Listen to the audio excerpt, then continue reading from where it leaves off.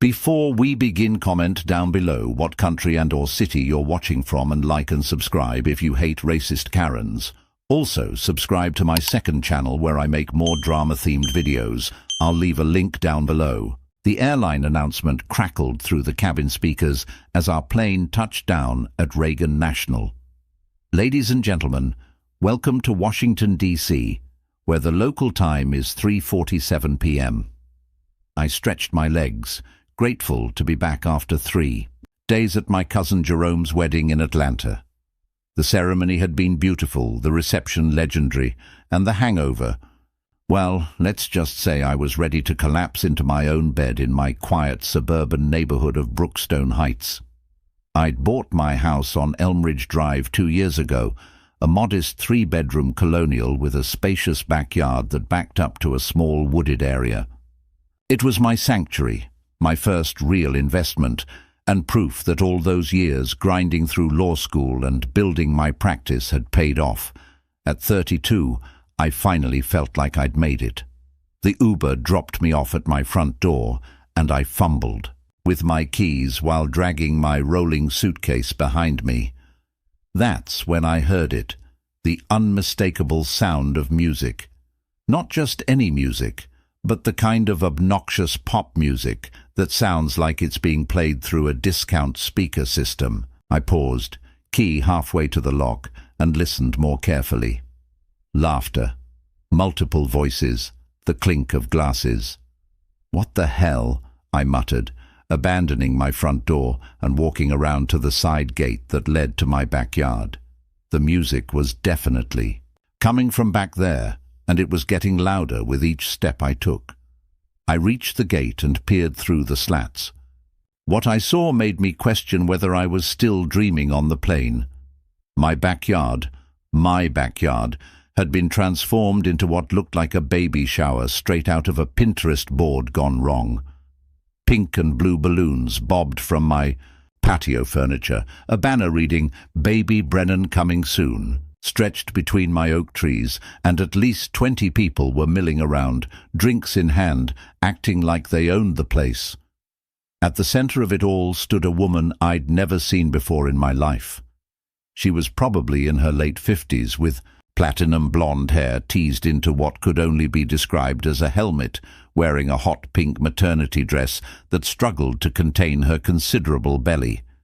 Pink fuzzy slippers completed the ensemble. She was gesturing wildly with a red solo cup, clearly the queen bee of this unauthorized gathering. I stood there for a solid 30 seconds, blinking, wondering if I'd somehow walked into the wrong yard. But no, there was my patio furniture, my gas grill, which they were using, by the way, and my prize-winning hydrangeas that I'd spent months nursing back to health after the harsh winter. The rage hit me like a freight train. I yanked open the gate with enough force to bang it against. The fence and every conversation in the yard stopped. 20 pairs of eyes turned to stare at me, a tall black man in a wrinkled suit, pulling a suitcase behind him and looking like he was ready to commit murder. "Excuse me," I said, my voice carrying that particular blend of professional courtesy and barely contained fury that I'd perfected during particularly difficult depositions. "But what the hell is going on in my backyard?"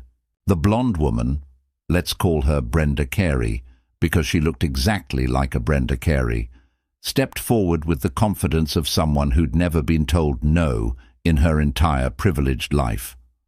"Oh, you must be confused, honey," she said, her voice dripping with condescension. "This is HOA Common Area. We have every right to be here for my baby shower." I blinked. Then I blinked again. Then I started laughing, because the sheer audacity was almost impressive. "Mom," I said, setting down my suitcase and pulling out my phone, "this is my private property. I have the deed, the mortgage payments, and the property tax bills to prove it. You have exactly 5 minutes to get everyone out of my yard before I call the police." Brenda's face turned an interesting shade of red that clashed magnificently with her pink dress. "Now you listen here, boy," she snapped, and I felt my jaw clench at the deliberate choice of words. "I don't know who you think you are, but you can't just come barging in here making demands. This is a respectable neighborhood, and we don't appreciate troublemakers." "Troublemakers?" I repeated, my voice getting dangerously quiet. "Lady, you're throwing a party in my backyard without permission, using my electricity, my water, and my grill, and I'm the troublemaker." "Your backyard?" She laughed, a harsh sound like nails on a chalkboard. "Please, everyone knows the Hendersons moved out 6 months ago. This house has been empty ever since." I stared at her. The Hendersons had lived 3 houses down. They'd moved to Florida, and their house had been empty. But this woman, this absolute walnut of a human being, had somehow decided that meant my house was abandoned too. "Ma'am, I need you to listen very carefully," I said, pulling out my driver's license and house keys. "My name is Devon Blackwell. I live at 1247 Elmridge Drive. This is 1247 Elmridge Drive. That is my house. This is my yard. And if you and your baby shower brigade don't vacate my property in the next 3 minutes, I'm calling the cops." But Brenda wasn't backing down. Instead, she turned to the crowd of people who were watching this exchange like it was premium cable television. "See," she announced loudly, "I told you all these people were moving into our neighborhood and causing trouble. First they complain about our holiday decorations. Then they want to change our HOA rules, and now they're trying to kick us out of common areas." The crowd murmured in agreement, and I realized I wasn't just dealing with one entitled woman. I was dealing with an entire group of people who had somehow convinced themselves that they were the victims in this situation. "Common area?" I repeated. "This is my private property." "Prove it," Brenda challenged, crossing her arms under her considerable chest. I was already pulling up the camera app on my phone. "Fine, but first I'm documenting every face here, every piece of your setup, and every word that comes out of your mouth. Because when the police arrive, I want them to have a very clear picture of what happened here today." That's when Brenda's expression changed from smug confidence to something much more dangerous. Her eyes narrowed, and she stepped closer to me, close enough that I could smell the wine on her breath. "You put that phone down right now," she hissed. "You have no right to record us." "Actually, I have every right to record people who are trespassing on my property," I replied, continuing to film, "especially when they refuse to leave after being asked politely." "Politely?" she shrieked. "You came in here yelling and making threats." "I asked you to leave. That's not a threat. That's a request. The threat comes now. Get off my property in the next 60 seconds, or I'm calling 911. Brenda looked around at her guests, who were starting to look uncomfortable. A few people had already begun quietly gathering their purses and backing toward the gate. But Brenda? Brenda was just getting started. "You know what?" she said, reaching into her purse and pulling out her own phone. "Fine, let's call the police. Let's see what they have to say about some stranger coming into our neighborhood and harassing pregnant women." I watched in amazement as she actually dialed 911. This woman was so convinced of her own righteousness that she was calling the police on a homeowner for asking trespassers to leave his own property. "Yes, hello," she said into the phone, her voice suddenly sweet and trembling. "I need police assistance immediately. There's a man here threatening me and my friends. I'm pregnant and I'm scared. We were just having a peaceful baby shower, and this man showed up and started yelling at us and taking pictures." I stared at her in absolute disbelief. The sheer audacity, the complete fabrication, the Oscar-worthy performance. It was almost artistic in its boldness. "Ma'am," I said loudly enough for the 911 operator to hear, "you're in my backyard. This is my property. I have asked you to leave, and you're refusing." But Brenda had already hung up and was smiling at me with the satisfaction of someone who thought they'd just won the lottery. "They'll be here in 5 minutes," she announced. "And when they get here, they're going to arrest you for harassment and trespassing." I looked around at the baby shower decorations, the people slowly edging toward the exit, and the woman who had just called 911 on a homeowner for existing in his own backyard. "This is going to be interesting," I muttered, pulling out my own phone to call my attorney, because I had a feeling this was just the beginning. Officer Martinez arrived first, followed quickly by Officer Thompson, and I could see the exact moment. They assessed the situation. 2 cops, 1 Hispanic, 1 white, both looking like they'd rather be anywhere else than mediating a suburban neighborhood dispute on a Sunday afternoon. "Someone called about a disturbance," Officer Martinez asked, his eyes taking in the baby shower decorations, the crowd of middle-aged white folks, and me, the one black man in the group, still in my travel suit, standing next to my suitcase. Like I was the world's most overdressed party crasher. Brenda immediately waddled over, one hand on her belly, the other dramatically pressed to her forehead, like she was auditioning for a daytime soap opera. "Officers, thank God you're here," she breathed. This man came out of nowhere and started yelling at us. We were just having a peaceful baby shower in the common area, and he began taking pictures of us without permission and making threats. I watched Officer Thompson's eyes flick between Brenda and me, and I could practically see him making assumptions. Middle-aged, pregnant white woman versus young black man in a suit. The optics weren't great, and I knew it. "Sir," Officer Martinez said, turning to me with that carefully neutral expression cops use when they're trying to de-escalate, "can you tell me your side of the story?" "Gladly," I said, reaching slowly for my wallet. "My name is Devon Blackwell, and this is my house. I just returned from out of town to find these people throwing a party in my backyard without permission. When I asked them to leave, Mrs. I gestured toward Brenda.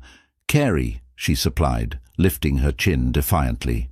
"Brenda Carey, and I'm the HOA representative for this section." When I asked Mrs. Carey to leave my private property, she claimed this was HOA common area and refused to go. "Then she called you." Officer Thompson frowned. "Ma'am, you said this was common area?" "It is," Brenda insisted. "The previous owners moved out months ago. This house has been empty. We've been using this space for neighborhood events." "With whose permission?" I asked. "The HOA's permission," she shot back. "We don't need to ask every single person in the neighborhood before we use common areas." I pulled out my driver's license and house keys. "Officers, here's my ID showing this address. Here are my keys. Would you like me to unlock the front door to prove I live here?" Officer Martinez took my license and studied it. "This does show your address as 1247 Elmridge Drive. Ma'am, are you certain this is common area?" Brenda's face was getting redder by the minute. "I don't care what some fake ID says. I know this neighborhood. I've lived here for 15 years. The Hendersons moved out, and this house has been empty ever since." "The Hendersons lived at 1250 Elmridge," I said patiently. "3 houses down. They moved to Tampa. I bought this house 2 years ago from the Kowalskis." "That's impossible," Brenda snapped. "I know everyone in this neighborhood." Officer Thompson was looking increasingly uncomfortable. "Sir, would you mind showing us some proof of residence? Utility bill, mortgage statement, something like that?" "Of course." I pulled out my phone and opened my email. "Here's my electric bill from last month. Here's my water bill. Here's my property tax statement. Would you like me to show you the deed?" As I scrolled through the documents, I could see Brenda's confidence starting to crack, but instead of backing down, she doubled down. "Those could be fake," she said desperately. "Anyone can forge documents these days. Officers, I'm telling you, this man doesn't belong here." "Ma'am," Officer Martinez said slowly, "he's provided multiple forms of documentation showing he lives at this address. Do you have any documentation showing this is HOA common area?" Brenda fumbled in her purse. Well, I don't carry the HOA documents with me everywhere I go, but I can call the president, Harold Brennan. He'll confirm it." "Harold Brennan?" I asked. "The same Harold whose baby you're apparently celebrating." The silence that followed was deafening. Officer Thompson cleared his throat. "Ma'am, are you related to the HOA president?" "He's my son," Brenda admitted, her voice getting smaller. "So your son, who is the HOA president, gave you permission to use what you believed was common area for your baby shower?" Officer Martinez asked. "Well, yes. I mean, he would have if I'd asked." I started laughing. I couldn't help it. The situation was so absurd, so perfectly encapsulating everything wrong with suburban entitlement, that I literally could not contain my amusement. "Let me get this straight," I said, wiping tears from my eyes. "You decided my backyard was abandoned property, got your HOA president's son to implicitly approve your unauthorized use of what you thought was common area, threw a baby shower for his baby, and when the actual homeowner showed up, you called the police on him for trespassing on his own property." "It's not that simple," Brenda protested, but she was looking around nervously as more of her guests quietly slipped away through the gate. "Actually, it kind of is," Officer Thompson said, dryly. "Sir, we apologize for the confusion. Ma'am, you and your guests need to clear out of this gentleman's property immediately." "This is discrimination," Brenda suddenly shrieked. "You're taking his side because he actually lives here?" Officer Martinez suggested. "Because he's not from this neighborhood," she finished. "These people move in and think they can just change everything. They don't understand our community values." The temperature in the backyard seemed to drop 10 degrees. Both officers straightened up, and I felt that familiar tension that every black person recognizes, the moment when subtext becomes text. "These people?" Officer Thompson repeated quietly. Brenda seemed to realize she'd stepped in it, but instead of backing down, she kept digging. "You know what I mean? People who don't respect property values, who don't understand how things work in established neighborhoods." "Ma'am," Officer Martinez said, his voice taking on a warning tone, "I strongly suggest you gather your belongings and leave this gentleman's property before we have to discuss this further." But Brenda wasn't done. "I want to file a complaint. This man threatened me, took pictures without my consent, and harassed a pregnant woman. I know my rights." "You have the right to leave," Officer Thompson said flatly, "and if you don't exercise that right in the next 5 minutes, you'll have the right to remain silent." That's when Harold Brennan himself showed up. Harold was exactly what you'd expect from a man named Harold who would marry someone who would produce Brenda Carey.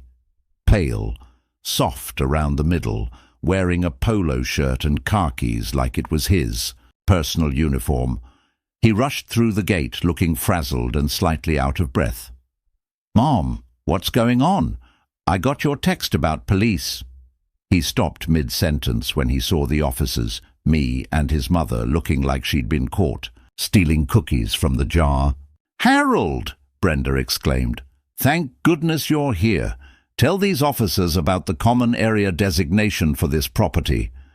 Harold looked around confused. "Common area? Mom, what are you talking about?" "This backyard. You approved it for neighborhood events." "Mom, I never... This isn't common area. This is someone's private property." He looked at me apologetically. "Sir, I am so sorry. There's been some kind of misunderstanding." "Has there?" I asked pleasantly. "Because your mother seems pretty convinced that I don't belong in this neighborhood." Harold's face went pale. "She didn't... Mom, what did you say?" "I said what needed to be said." Brenda sniffed. "This neighborhood has standards." "Oh my God," Harold muttered, running his hands through his thinning hair. "Officers, I am so sorry. My mother, she gets confused sometimes. This is definitely not common area. Sir, again, I apologize profusely.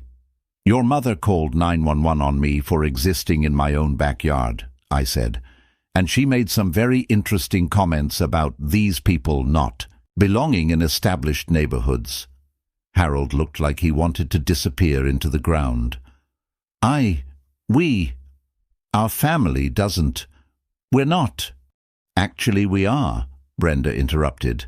And I'm not ashamed to say it. This used to be a nice neighborhood before people like him started moving in. The silence that followed was so thick you could cut it with a knife. Both officers were staring at Brenda like she'd just announced her plans to rob a bank. Harold looked like he was having a heart attack. And I was taking mental notes for the lawsuit I was definitely going to file.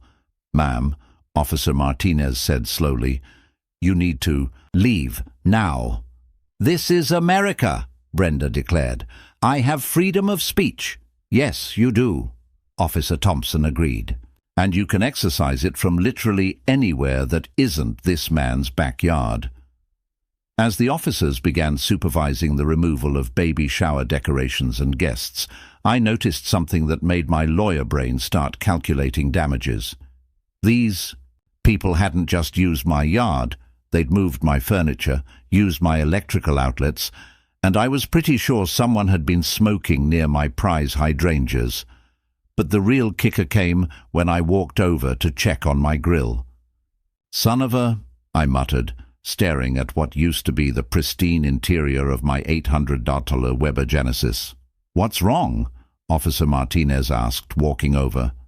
They ruined my grill, I said, pointing to the charred remains of what looked like hamburger, grease and some kind of pink frosting that had apparently dripped from a cake. This is going to cost hundreds to clean, if it's even salvageable. You want to file a property damage report? He asked. Oh, I'm filing a lot more than that, I said, taking pictures of the grill, my moved patio furniture and the cigarette butts scattered around my garden. Brenda, who was struggling to fold up a card table, overheard. Property damage? It's just a stupid grill. It's an $800 grill that you used without permission and apparently tried to bake a cake in, I replied. $800 for a grill? She scoffed. That's ridiculous. You people always exaggerate about money. And that's when I decided this wasn't over. Not by a long shot. The letter arrived in my mailbox 3 days later, official HOA letterhead and everything. Notice of violation, it proclaimed in bold red letters, and I had to read it twice to believe what I was seeing. Property owner, Devon Blackwell, 1247 Elmridge Drive violation, disturbing the peace, harassment of residents, failure to maintain community standards.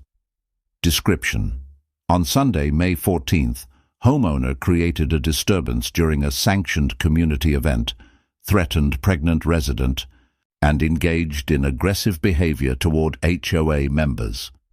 Corrective action required. Attend mandatory.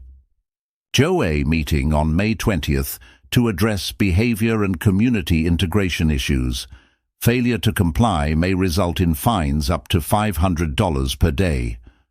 I sat in my kitchen, still in my pajamas, staring at this document like it was written in ancient hieroglyphics. They were fining me for asking trespassers to leave my own property. My phone rang.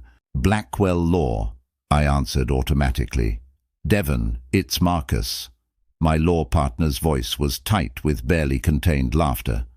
I just got the most interesting call from a woman named Brenda Carey. She wants to hire us to sue you for harassment. You kidding me? I wish I was.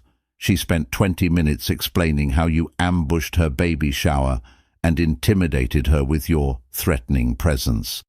She also mentioned something about you not understanding neighborhood dynamics and needing to learn your place.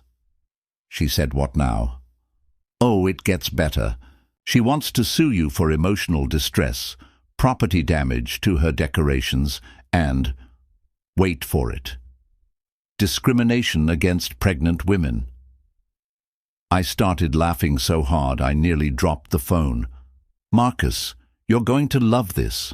I just got an HOA violation notice for the exact same incident. Send me a copy. I'm thinking we might need to have a conversation with the State Fair Housing Office." After hanging up with Marcus, I did what any reasonable person would do.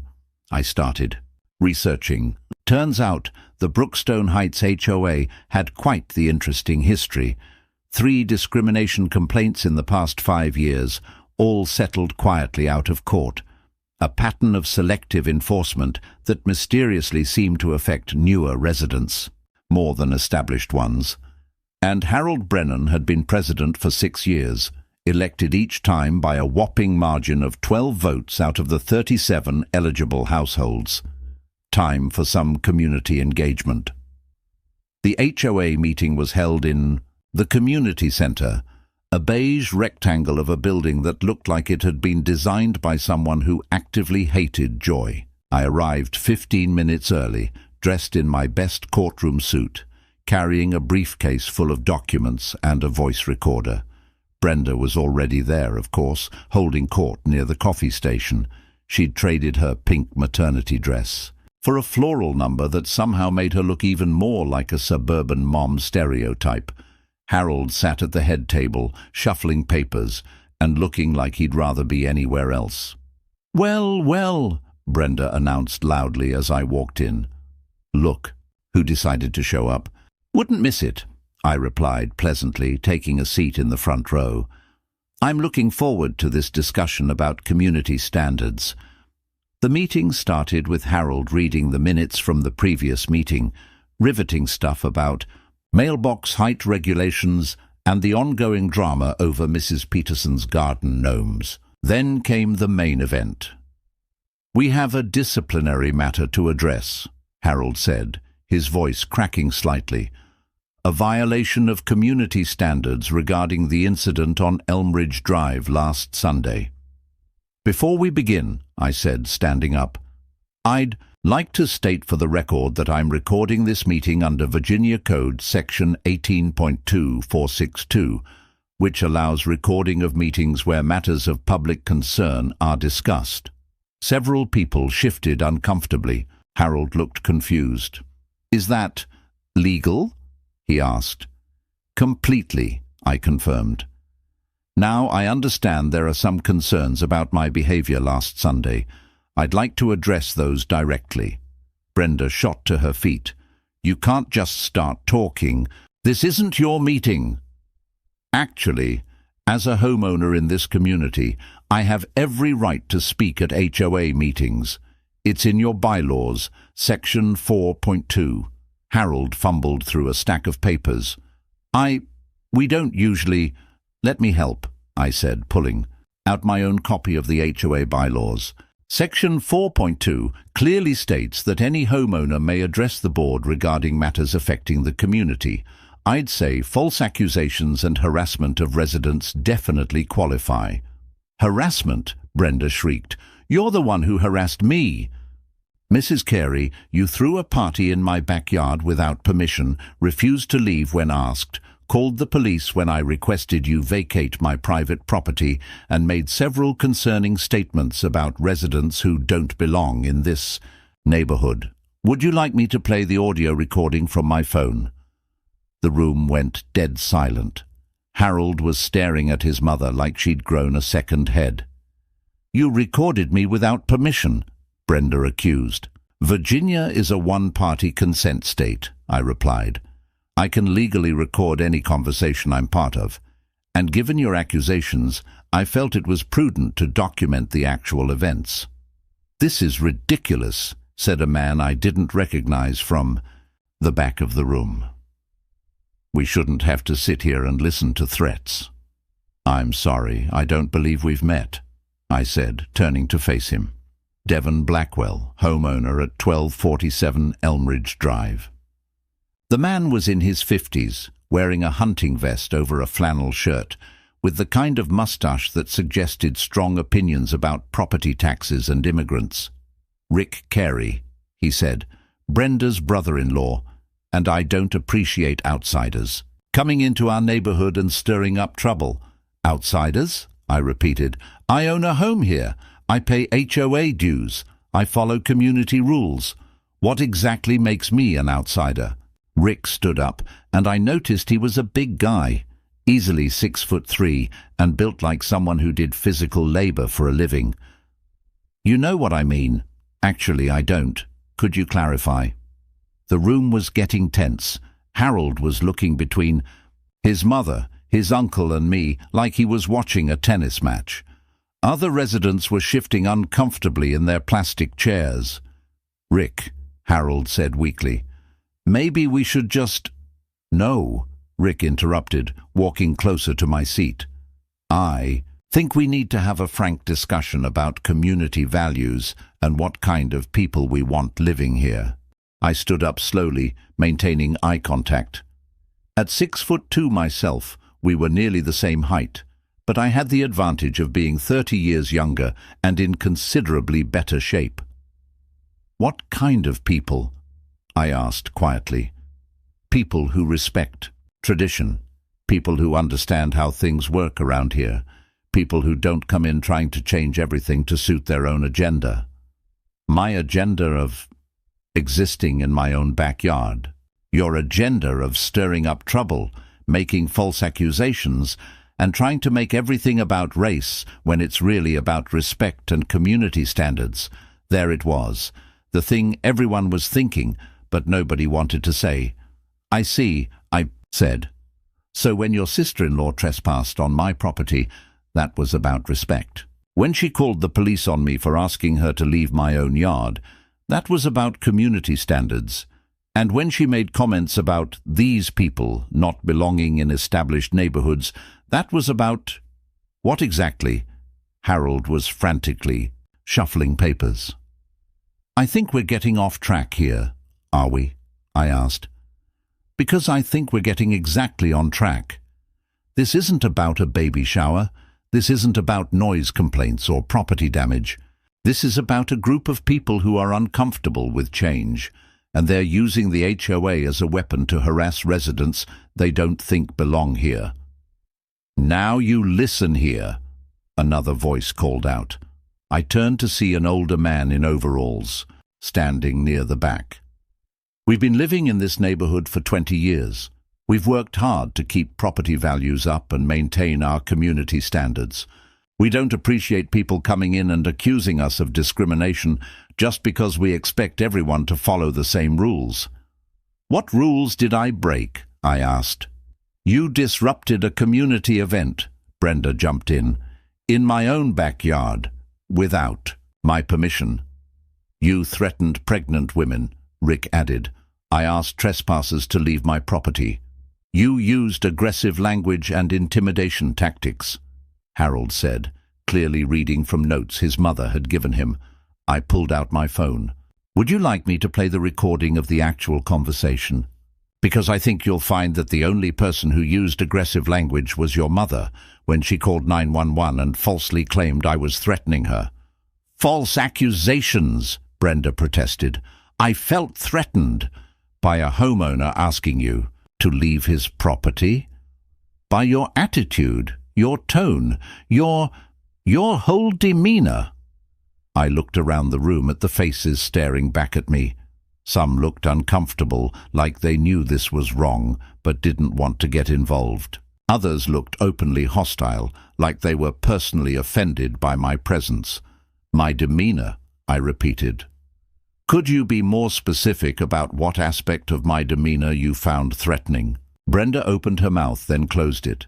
She looked around the room desperately, as if searching for support. He has that look, she finally said. What look is that? You know, that angry look. I was angry. I came home to find strangers in my backyard. No, not that kind of angry. The other kind. The silence in the room was deafening. Harold looked like he wanted to crawl under the table. Rick was clenching his fists, and I was realizing that this was about to become the most expensive conversation of their lives. The other kind of angry, I said slowly. Could you explain what you mean by that? But before Brenda could dig herself deeper, the community center door burst open, and 3 men walked in who I immediately recognized as more Carey relatives. They had that same broad-shouldered, flannel-wearing, mustache-sporting look as Rick, and they were clearly there for backup. "Sorry we're late," the tallest one announced. "Traffic was murder coming in from the farm." Harold looked terrified. "Uncle Danny, Uncle Pete, Uncle Jim, you didn't need to come." "Course we did," Danny replied, scanning the room until his eyes landed on me. "Heard there was some trouble with the new neighbor." And that's when I realized this wasn't just a HOA meeting anymore. This was about to become something much more interesting. The 3 Carey brothers, Danny, Pete, and Jim, arranged themselves around the room like they were establishing a perimeter. Each one was north of 6 feet, with the kind of weathered hands and permanent farmer's tan that spoke of lives spent working outdoors. They weren't openly threatening, but their presence was clearly meant to intimidate. It wasn't working. "Gentlemen," I said pleasantly, "I don't believe you're residents of Brookstone Heights. This is a homeowners meeting for community members only." Danny, who seemed to be the unofficial leader, crossed his arms. "We're here supporting family." "That's nice. You can support them from the parking lot." "Now hold on," Rick interjected. "These are my brothers. They have every right to be here." "Actually, they don't." I pulled out my copy of the HOA bylaws again. Section 2.1 clearly states that only residents and their spouses may attend board meetings unless specifically invited by the board president. "Harold, did you invite these gentlemen?" Harold looked like he was about to have a panic attack. Well, they're family." "That's not an answer. Did you officially invite them to this meeting?" "No, but..." "Then they need to leave." Pete, the one with the largest beer gut, stepped forward. "You got a real smart mouth, don't you? I have a law degree and a working knowledge of HOA regulations. If that seems smart to you, I'll take it as a compliment. You think you're better than us because you went to some fancy college. I think I'm better informed about the legal requirements for this meeting. Whether that makes me better than you is between you and your therapist." Danny laughed, but it wasn't friendly. "Boys, we got ourselves a real comedian here." "What we have," I said, standing up and walking to the center of the room, "is a group of people who think they can intimidate me into leaving my own neighborhood. What you're going to get is a very expensive lesson in fair housing law." "Fair housing law?" Brenda scoffed. "This has nothing to do with housing.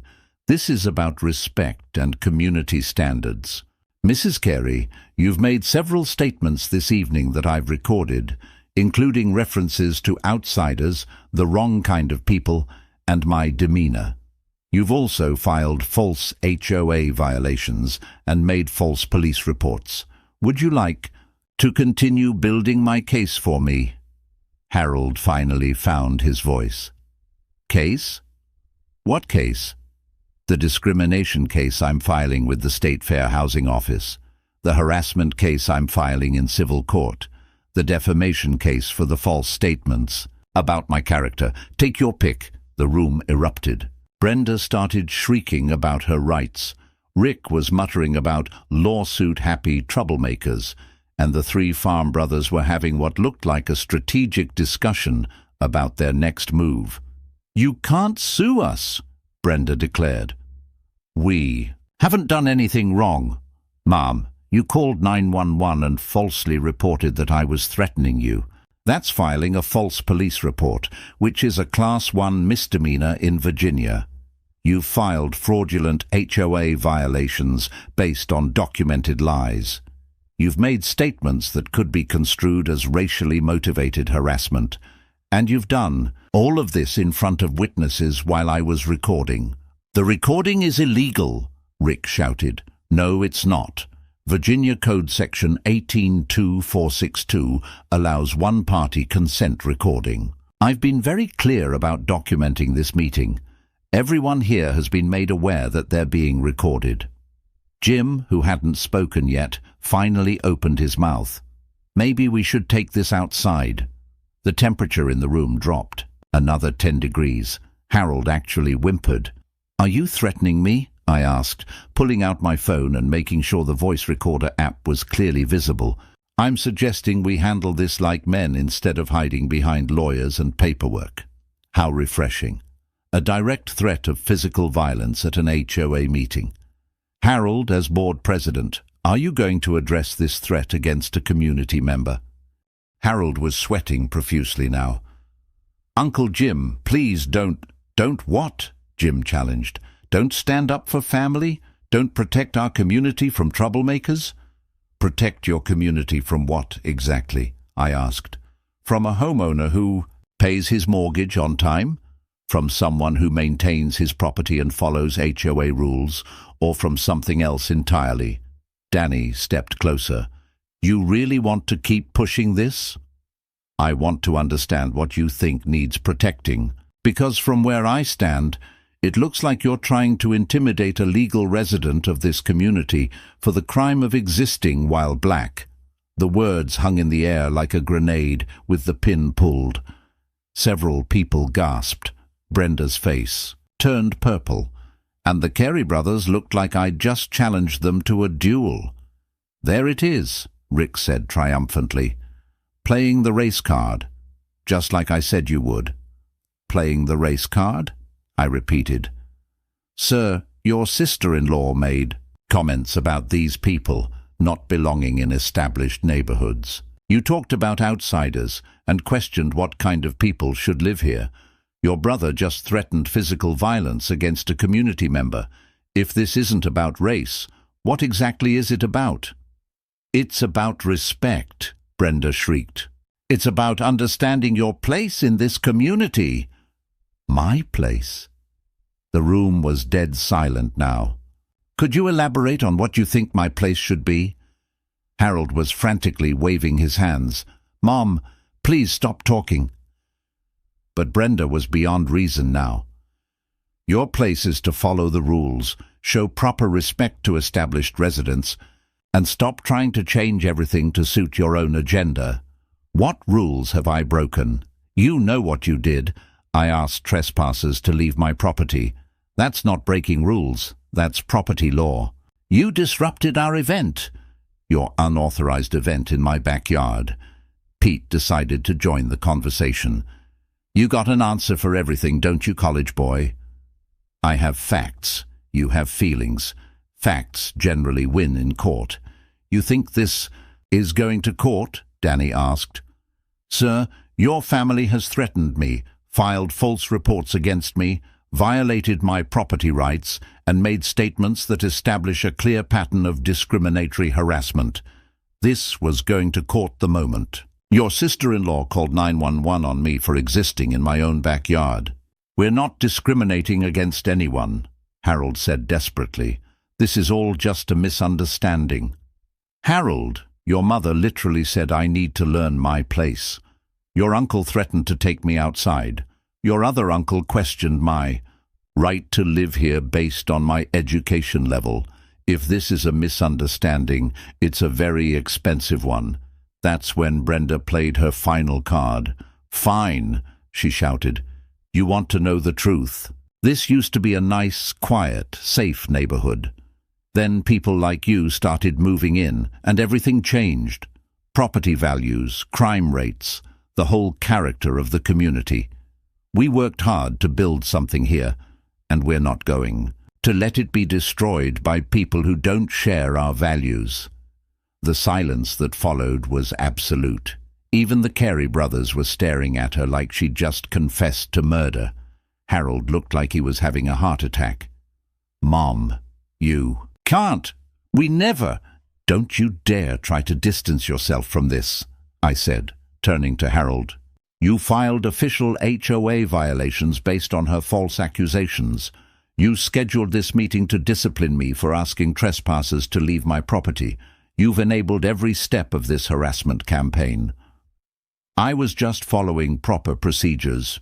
You were following your mother's instructions to use official HOA authority to harass a resident she doesn't think belongs here. Rick stepped forward again. You think you're so smart with your legal talk and your recording devices, but you don't understand how things work in communities like this. Enlighten me. People need to earn their place. You can't just buy a house and expect to be accepted.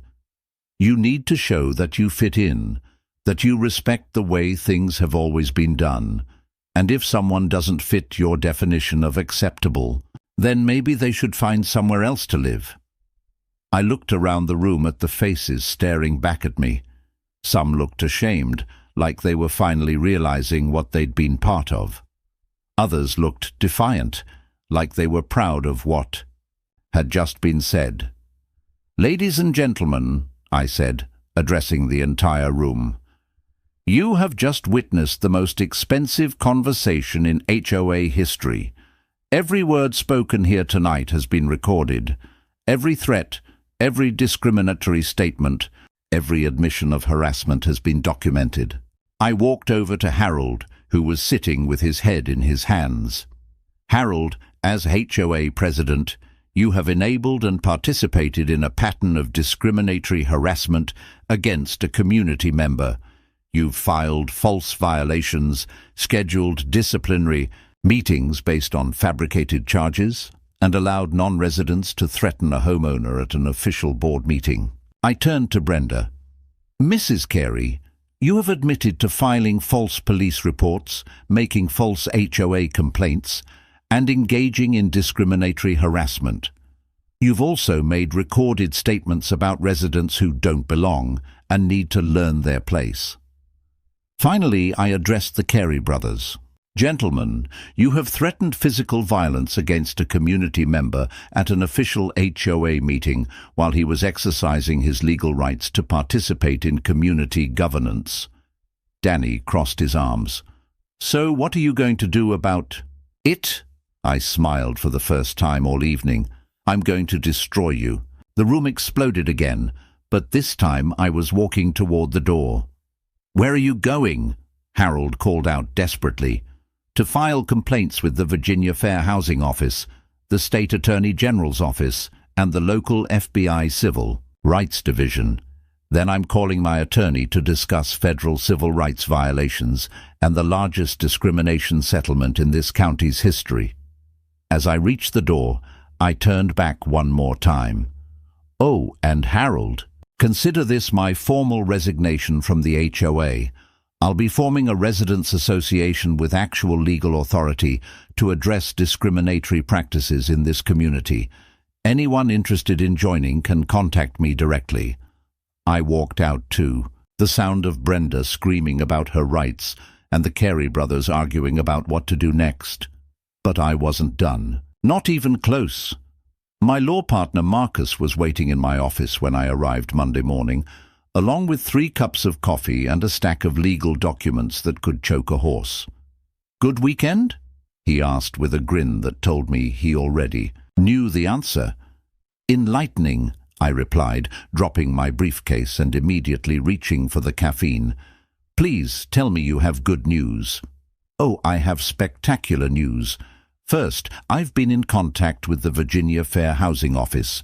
They're very interested in your recorded conversations, especially the parts about learning your place and people like you.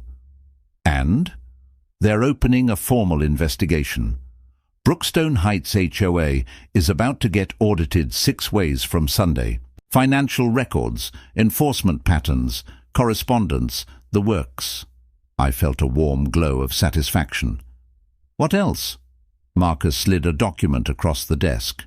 I also filed a preliminary injunction to prevent the HOA from taking any enforcement actions against you pending the investigation. Judge Morrison signed it this morning. So they can't fine me? They can't so much as send you a strongly worded letter. But here's the really fun part. I also filed a motion requiring them to provide all documentation related to enforcement actions for the past 5 years. Looking for patterns? Looking for evidence, and boy, did we find some. Marcus pulled out another stack of papers. Turns out the Brookstone Heights HOA has a very interesting enforcement history. Want to guess who gets cited for minor violations and who gets warnings? I already knew the answer, but I let him continue. Every single black or Hispanic homeowner in the community has received at least 3 formal violations in the past 2 years. The average for white homeowners, 0.7 violations per household over the same period. That's not suspicious at all. It gets better. Harold Brennan has been president for 6 years, but he's never actually been elected by a community-wide vote. The HOA bylaws require annual elections, but they've been holding emergency appointments every year since 2019. I started laughing. So not only are they discriminating, they're doing it under fraudulent authority. Bingo. The current board has no legal standing to enforce anything. Every fine they've issued, every violation they've filed, every disciplinary action they've taken, it's all void. My phone rang. The caller ID showed a number I didn't recognize. Blackwell Law. Mr. Blackwell, this is Special Agent Sarah Chen with the FBI Civil Rights Division. I understand you've had some issues with your homeowners association. I looked at Marcus, who was grinning like the Cheshire Cat.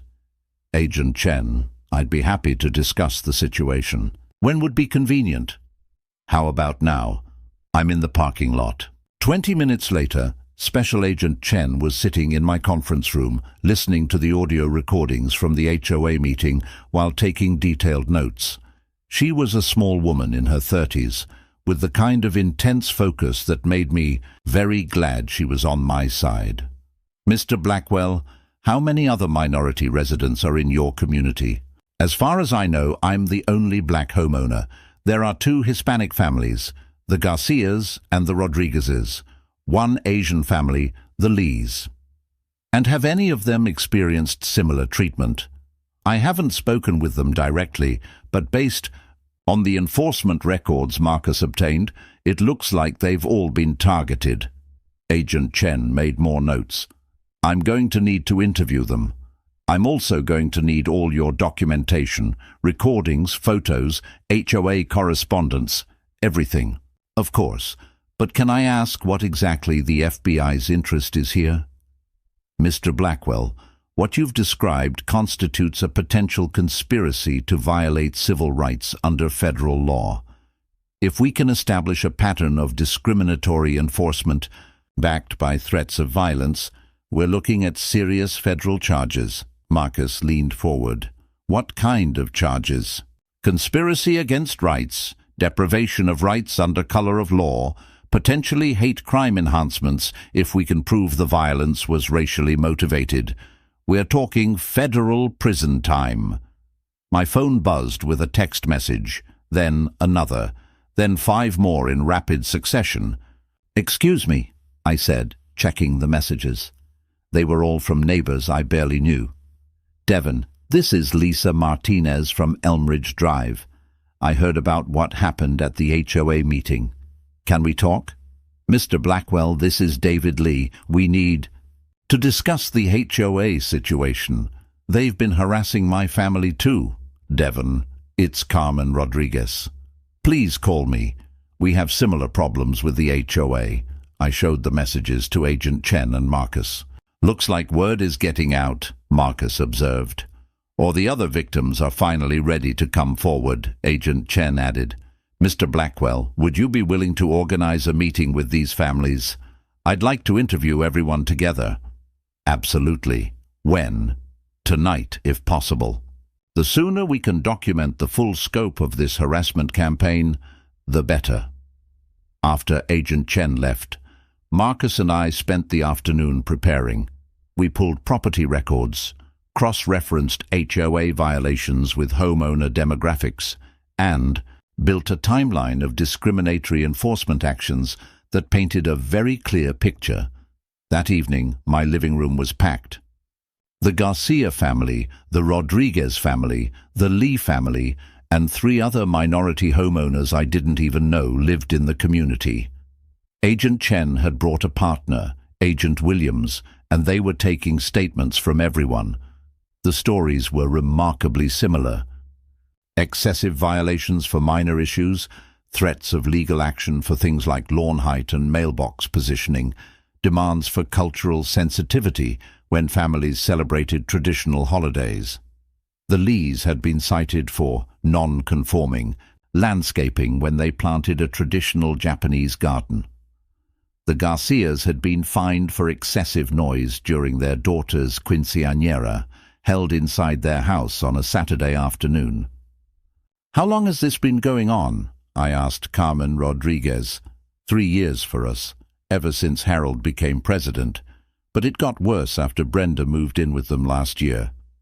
Brenda lives with Harold. She moved in after her husband died. She's been running the HOA like her personal kingdom ever since.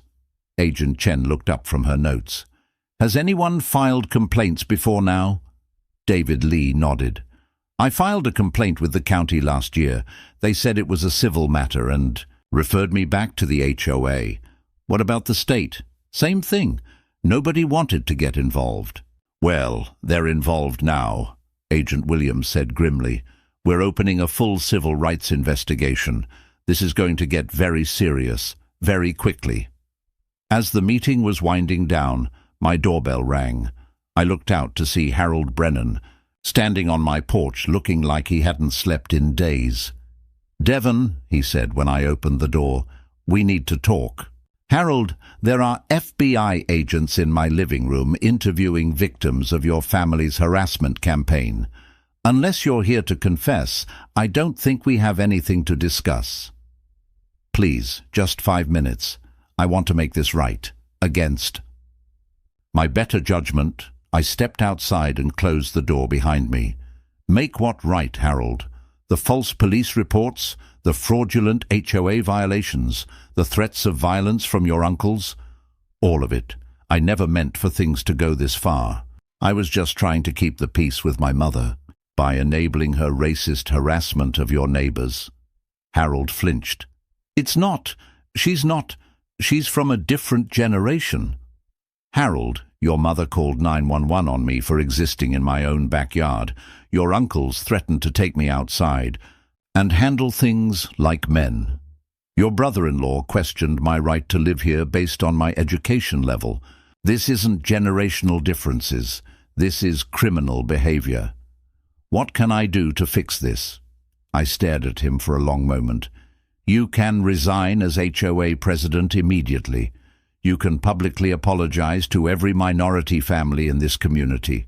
You can cooperate fully with the FBI investigation. And you can pray that your family's victims are more forgiving than I am.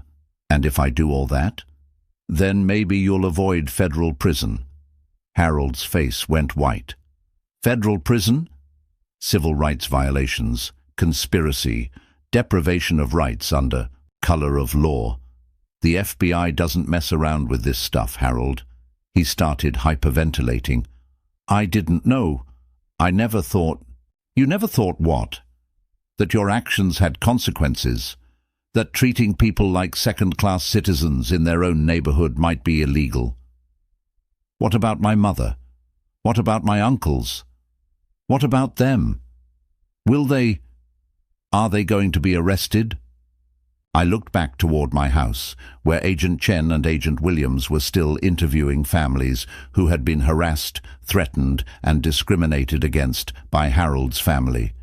"Harold, your mother filed false police reports and admitted to discriminatory harassment while being recorded. Your uncles threatened physical violence against a federal civil rights complainant. They're looking at serious federal charges." "Oh God," he whispered. "What have we done?" "You've committed federal crimes. The question now is what you're going to do about it." As Harold stumbled back to his car, looking like a man whose world was falling apart, I couldn't help but feel a certain satisfaction. But this was just the beginning. The real fireworks were about to start. The story broke on Wednesday morning, and by noon my front yard looked like a staging area for a small invasion. News vans from 3 different stations were parked along Elm Ridge Drive, Reporters were knocking on doors throughout the neighborhood, and my phone hadn't stopped ringing since 6 a.m. Channel 7. News, this is Brad Patterson. We'd like to interview you about the discrimination case. Washington Post, looking for a comment on the FBI investigation. Fox 5, wondering if you'd be available for our evening segment. I was hiding in my kitchen, drinking my fourth cup of coffee and watching the chaos through my blinds, when Marcus called. Devon, please tell me you're not talking to reporters. I'm not talking to anyone. I'm barricaded in my house like the Unabomber. Good. Let the story develop naturally. The less we say right now, the more pressure builds on them to make mistakes. Speaking of mistakes, have you seen the HOA's response? What response? I pulled up the Brookstone Heights community website on my laptop. They posted an official statement this morning. You're going to love this. I read it aloud. The Brookstone Heights Homeowners Association categorically denies all allegations of discriminatory practices. Recent complaints appear to be the result of a disgruntled resident who refuses to follow community standards and has chosen to weaponize federal agencies against his neighbors. We stand behind our enforcement policies and will vigorously defend against these baseless accusations. Marcus was quiet for a moment. Did they just accuse you of weaponizing the FBI? Oh, it gets better. Community members are advised that individuals attempting to disrupt neighborhood harmony through false allegations and media manipulation do not represent the values of our established community. They're doubling down. This is beautiful. Beautiful, Devon. They just put their defense strategy in writing.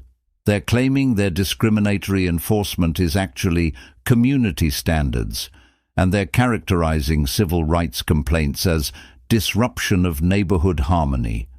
Our case just got exponentially stronger. A knock at my door interrupted the conversation. I peeked through the blinds to see Agent Chen standing on my porch, along with what looked like half the FBI field office. Marcus, the cavalry's here. I'll call you back. I opened the door to find Agent Chen with 5 other agents, all wearing FBI windbreakers and serious expressions. Mr. Blackwell, we have search warrants for the HOA office and Harold Brennan's residence. We'd like you to come with us to help identify any documents related to your case. Are you arresting anyone? Not yet, but we're executing warrants as part of our investigation. Things are moving quickly. 20 minutes later, I was sitting in the back of an FBI vehicle watching agents carry boxes of documents out of the Brookstone Heights Community Center. The HOA office was apparently Harold's home office, which explained a lot about the casual nature of their discriminatory practices. Find anything interesting? I asked Agent Chen as she walked past, carrying a banker's box labeled Violation Files 2023-2025. Let's just say your neighbor kept very detailed records of his family's activities. The real show started when we arrived at Harold's house. Brenda was standing in the driveway, still in her bathrobe, screaming at anyone who would listen. "This is America!" she was shouting at a cluster of news cameras. "You can't just invade people's homes because some troublemaker makes false accusations. This is harassment. This is discrimination against white people." I watched from the FBI vehicle as she continued her impromptu press conference, apparently unaware that she was being recorded by multiple news outlets. "We have rights too. We built this community. We've lived here for years. We're not going to be driven out by people who want to change everything and make it all about race." Agent Williams walked over to our vehicle. "She's been going for 20 minutes. Every word is being recorded." "Is this helping our case?" I asked. "Let's put it this way. Defense attorneys are going to have a very difficult time claiming this wasn't racially motivated." Harold emerged from the house looking like he'd aged 10 years overnight. He was followed by Agent Patterson, who was carrying Harold's computer and what looked like several file boxes. "Mr. Brennan," Agent Chen called out, "we'll need you to come to the field office for questioning." "Am I under arrest?" Harold asked, his voice barely audible. "Not at this time, but we strongly suggest you contact an attorney." As the FBI convoy prepared to leave, I noticed a crowd gathering at the end of the street. The Carey brothers were there, along with about 15 other people I didn't recognize. They were watching the federal agents with expressions ranging from confusion to outright hostility. "Agent Chen," I said, "you might want to keep an eye on the welcoming committee." She followed my gaze and immediately reached for her radio. "Control, this is Chen. We're going to need additional units at our current location. We have a crowd forming with potentially hostile individuals." Within minutes, 3 more FBI vehicles and 2 county sheriff's cars had arrived. The Carey brothers and their supporters suddenly looked a lot less confident. That evening, I watched myself on the news. The reporter was standing in front of my house with the FBI vehicles and Harold's arrest as backdrop footage. This quiet suburban neighborhood became the center of a federal civil rights investigation today, as FBI agents executed search warrants in connection with allegations of systematic discrimination by the local Homeowners Association. The story was the lead on every local news station, and by Thursday morning it had been picked up by national outlets. CNN ran a segment titled "Suburban Racism: When HOAs Become Weapons." The Washington Post published an op-ed about housing discrimination in middle-class neighborhoods. Social media was having a field day with the Mutika backyard baby shower and Datir Hoe from Hell. The attention was intense, but it was also effective. By Thursday afternoon, I'd received calls from 6 other homeowners in different HOA communities, all reporting similar patterns of discriminatory enforcement. 2 law firms specializing in civil rights cases had reached out offering their services, and the Virginia Fair Housing Office had announced they were expanding their investigation to include HOAs statewide. But the real fireworks came Thursday evening, when Brenda decided to give another interview. I was in my kitchen making dinner when Marcus called, laughing so hard he could barely speak. "Devon, turn on Channel 7 right now. Your neighbor just committed legal suicide on live television." I grabbed the remote and flipped to the news. There was Brenda, sitting in what looked like Harold's living room, facing a reporter across a coffee table. She was wearing a floral dress and had clearly done her hair for the occasion. "Mrs. Carey," the reporter was saying, "you've been accused of filing false police reports and making discriminatory statements about your neighbors. How do you respond?" "I respond by saying this whole thing is ridiculous," Brenda replied, leaning forward with the confidence of someone who believed she was about to set the record straight. "I've lived in this neighborhood for years. I know what kind of people belong here and what kind don't." The reporter's eyebrows went up. "What do you mean by what kind of people?" "I mean people who respect community standards, who understand property values, who don't come in trying to change everything to suit their own agenda." "Are you referring to racial differences?" "I'm referring to cultural differences. Some people understand how to live in established neighborhoods, and some people don't. Can you be more specific?" Brenda looked directly into the camera. "Look, I'm not racist. I have nothing against black people or Hispanic people or any other kind of people. But when they move into communities like ours, they need to understand that we have ways of doing things. They need to show respect for the people who were here first. And if they don't, then maybe they'd be happier somewhere else." I stared at the television in amazement. She was doing it again, on live TV, while under federal investigation. The reporter looked like Christmas had come early. "Mrs. Carey, are you saying that minority residents should leave if they don't conform to your expectations?" "I'm saying that every community has standards, and people who can't meet those standards shouldn't expect special treatment just because of their race. What about the specific incident with Mr. Blackwell's property? What about it? We were having a perfectly peaceful baby shower in what we thought was common area. He came storming out like some kind of angry... She paused, seeming to realize she was about to step in it again. Like some kind of what? Like someone with an attitude problem, which is exactly what I told the police. The interview continued for another 10 minutes, with Brenda systematically destroying any possible defense her family might have had. She admitted to calling the police, confirmed that she'd made statements about people not belonging in the my neighborhood, and defended her family's right to determine who was suitable for their community. By the time it was over, my phone was ringing off the hook again. "Devon," Marcus said when I answered, "I've never seen anything like that. She just confessed to federal civil rights violations on live television. Think it'll hold up in court?" "Devon." She looked directly into the camera and said minorities should leave if they don't conform to her expectations. Defense attorneys are going to be fighting over who gets to represent her, because nobody wants their name on this case. What happens next? Next, we sit back and watch the federal government destroy these people. Because after that interview, there's no way the FBI doesn't file charges. As if on cue, my doorbell rang. Agent Chen was standing on my porch with a smile that could have powered the eastern seaboard. "Mr. Blackwell, did you happen to catch the news tonight?" "I did. Please tell me you recorded it." "We recorded it. We transcribed it. We're probably going to frame it and hang it in the Civil Rights Division office as an example of how not to handle federal investigations." So, what's the next step?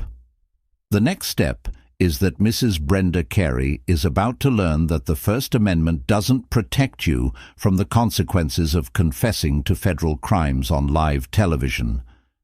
I looked down the street toward Harold's house, where I could see several cars parked in the driveway and lights on in every window. The Carey family was probably having an emergency meeting, trying to figure out how to contain the damage from Brenda's television appearance. It was too late for damage control. The avalanche had started, and it was about to bury them all. Friday. Morning brought the kind of chaos that makes federal prosecutors smile and defense attorneys reach for antacids. I was watching the news coverage of Brenda's interview from the night before when my phone rang with a number I'd learned to recognize. "Mr. Blackwell, this is Agent Chen. Are you available to come downtown this morning? We'd like you to witness something." "Witness what?" "The arrest of Harold Brennan, Brenda Carey, and Richard Carey on federal civil rights charges." I nearly dropped my coffee. "You're arresting them today?" "In about 2 hours. The U.S. Attorney's Office fast-tracked the charges after Mrs. Carey's television appearance last night. Apparently, confessing to civil rights violations on live television tends to expedite the federal justice process. 90 minutes later, I was sitting in Agent Chen's vehicle, watching a convoy of FBI cars pull up to Harold's house. The street was already lined with news vans. Word had somehow leaked that something big was about to happen. Brenda was in, her front yard watering flowers when the agents approached. She looked up with annoyance, as if federal agents were interrupting her gardening schedule. "Mrs. Carey, I'm Special Agent Chen with the FBI. You're under arrest for conspiracy to violate civil rights under federal law. The watering can hit the ground, sending water cascading across the driveway." "What? You can't arrest me. I haven't done anything wrong." "Ma'am, you have the right to remain silent. Anything you say can and will be used against you in a court of law." But Brenda wasn't listening to her Miranda rights. She was too busy providing more evidence for the prosecution. "This is persecution," she screamed as Agent Williams gently guided her hands behind her back. "This is discrimination against white people. You're arresting me for telling the truth about what's happening to our neighborhoods." Every word was being recorded by at least 6 news cameras and God knows how many cell phones. I watched Agent Chen exchange a look with Agent Williams that clearly said, "Can you believe this woman is still talking?" Harold emerged from the house looking like he'd been expecting this moment for days. He was dressed in a suit, his hair was combed, and he walked toward the agents with the resigned dignity of a man who knew his life was over. "Harold Brennan, you're under arrest for conspiracy to violate civil rights, deprivation of rights under color of law, and filing false official reports." Harold nodded and held out his hands for the handcuffs. "I want to cooperate fully with your investigation." "Smart man," Agent Chen murmured to me. "He might avoid some of the federal time if he provides useful testimony." The third arrest was the most dramatic. Rick Carey was at his house 3 blocks away when the FBI arrived, and according to the radio chatter I could hear from Agent Chen's dashboard, he had barricaded himself inside and was making concerning statements about federal tyranny. "Is he armed?" I asked. "Unknown. We're treating it as a potential hostage situation until proven otherwise." It took 4 hours, but Rick eventually surrendered without violence. The news footage showed him being led away in handcuffs, shouting about constitutional rights and government overreach, while his neighbors watched from their front yards. By evening, all 3 were in federal custody, and the story had exploded across national media. The cable news channels were running wall-to-wall coverage of the HOA civil rights case, with legal experts explaining the federal charges and social commentators discussing the broader issues of suburban racism. My phone hadn't stopped ringing. All day, interview requests, legal questions, and calls from other HOA victims across the country who were just now realizing they might have federal civil rights cases of their own. But the most satisfying call came from Marcus around dinner time. "Devon, you need to hear this. The Brookstone Heights HOA just held an emergency meeting." "What happened?" "They voted to dissolve the association entirely. Every single board member resigned. They're refunding all fees collected in the past year, and they're dropping every pending violation against every homeowner in the community. They're dissolving the HOA completely.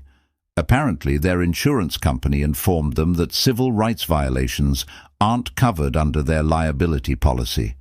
They're looking at millions in potential damages with no coverage." I started laughing. "So we win." "Devon, you didn't just win. You nuked them from orbit. The federal charges, the media coverage, the insurance issues. This HOA is finished. And every other discriminatory HOA in the country is watching this case very carefully."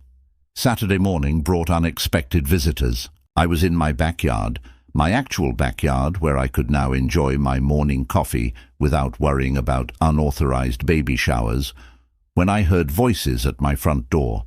I walked around to find David Lee, Carmen Rodriguez, and Maria Garcia standing on my porch, along with several other neighbors I recognized from the FBI meeting.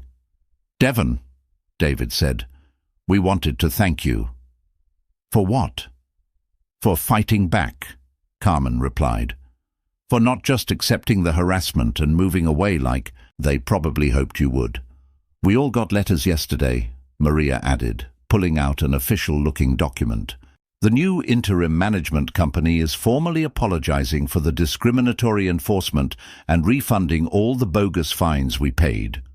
Plus," David said with a grin, "the county is investigating the HOA's financial records. Turns out Harold's been skimming from the community funds to pay his mother's legal bills.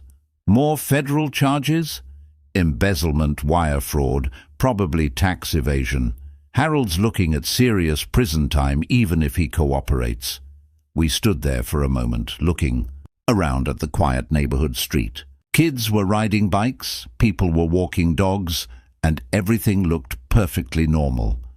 It was hard to believe that just a week ago, this same street had been the center of a federal civil rights investigation. "So what happens now?" Carmen asked. Now we make sure this never happens again, I said. The case is going to trial, and every discriminatory HOA in the country is going to be watching. When these people get convicted, it's going to send a message that civil rights violations have serious consequences. And if they don't get convicted? I thought about Brenda's television interview, Harold's recorded admissions, and the boxes of evidence the FBI had collected. They're going to get convicted, I said confidently. The only question is how much prison time they get. As my neighbors were leaving, Agent Chen called with an update.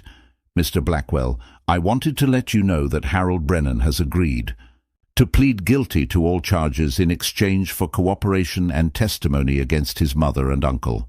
What kind of cooperation? Complete financial records, recorded conversations, email correspondence, everything. He's also agreed to testify about the family's decision-making process and his mother's role in targeting minority residents. And Brenda?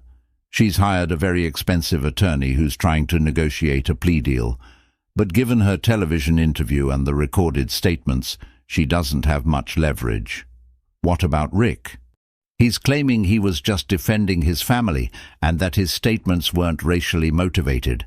His attorney is going with a country values versus city values defense. How's that working out?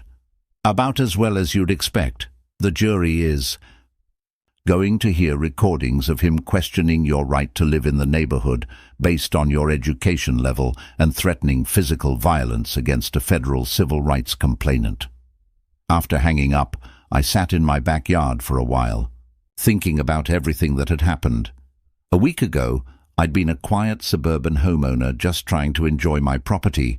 Now I was the face of a federal fallout from the Brookstone Heights HOA scandal that was swift and far-reaching. Within weeks, Brenda Carey, Harold Brennan, and Rick Carey were indicted on federal civil rights charges, with Harold accepting a plea deal in exchange for his testimony. Brenda, despite her expensive lawyer, was convicted after her televised confession became the prosecution's centerpiece. Rick's country values defense crumbled under the weight of recorded threats and witness testimonies. Both were sentenced to federal prison, their case setting a precedent for HOA discrimination lawsuits nationwide. The HOA itself dissolved, replaced by a resident-led committee with strict anti-discrimination policies. My lawsuit against the former board members was settled for a substantial sum, which I used to establish a legal fund for victims of housing discrimination. The Lees, Garcias, and Rodriguezes, along with other minority families in the neighborhood, finally had peace, free from harassment and baseless violations. As for me, I still live on Elmridge Drive. My hydrangeas are thriving. My grill has been replaced, with a security camera pointed at it just in case, and my backyard remains blissfully baby shower-free. The media frenzy faded, but the impact didn't. Every now and then, I get emails from people across the country thanking me for standing up, or asking for advice on how to fight their own HOA battles. The lesson: never underestimate a pissed-off lawyer with a voice recorder and a righteous cause, and if you're going to trespass in someone's yard, maybe check the deed first. Brenda, from prison, reportedly tried to file a complaint about the unfair quality of cafeteria food. It was dismissed. Harold, after serving his sentence, moved out of state. Rick's farm brothers quietly sold their land and disappeared from local gossip. And the Baby Brennan Coming Soon banner. I framed it and hung it in my office. A reminder that sometimes justice tastes even sweeter than victory.